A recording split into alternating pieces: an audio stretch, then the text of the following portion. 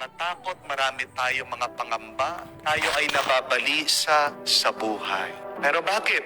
Talaga bang nakakatakot yung paparating na problema mo? Maaaring hindi. Baka naman may nakalimutan ka. Baka naman meron kang hindi maintindihan. Baka naman hindi mo lang talaga kilala kung sino ka. At yan ang pinapaalala sa atin ni Jesus sa Ebanghelyo. Sino ba tayo talaga? Tayo ay minamahal ng Diyos. Tayo ay mga anak ng Diyos. At pag ikaw ay minamahal ng Diyos, kapag ikaw ay anak ng Diyos, ano ang paliwanag niya? Bilang ang mga buhok mo sa ulo. Ibig sabihin, hindi ka niya pababayaan. Sabi pa nga niya, mas mahalaga tayo kesa sa mga ibon na lumilipad sa langit dahil tayo ay ginawa sa muka at wangis niya.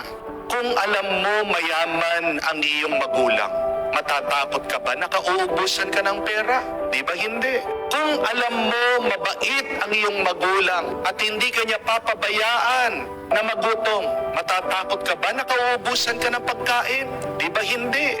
Kung alam mo palaging nandyan ang iyong magulang, matatakot ka ba na ikaw ay masaktan? Di ba hindi? Ano ang sanhi, ano ang dahilan ng ating mga napakaraming takot minsan sa buhay? Ito ay dahil nakakalimutan natin ang Diyos at nakakalimutan natin kung sino tayo sa Diyos. My dear friends, understand what fear really is. It is just an imagination. Yung mga takot mo, gawa-gawa lang yan ng iyong isip. Ang iyong takot ay multo, hindi yan totoo. Kaya nga paulit-ulit na sinasabi ng Panginoon sa atin, huwag kayong matakot. Dahil hindi naman totoo ang inyong mga kinakatakot. Pero isa lang ang pinakatotoo, yan ay ang Diyos.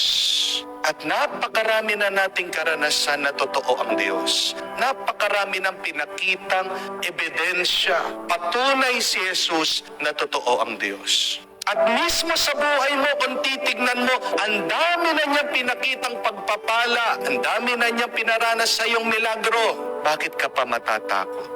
Nung puminsan, merong isang matanda na lumapit sa akin nagpapatulong. Ito pong matanda, hindi daw makatulog, hindi mapakali.